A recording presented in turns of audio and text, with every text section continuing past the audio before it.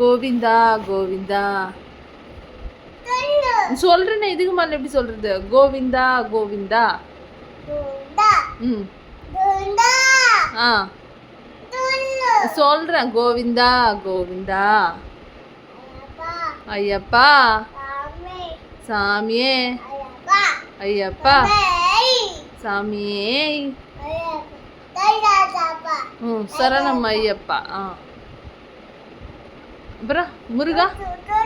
கொசுன்னு அடிக்கிறேன். முருகா எப்படி சொல்றது சொல்லு. கொசு போ போ உங்க வீட்டுக்கு போ. சொல்லு.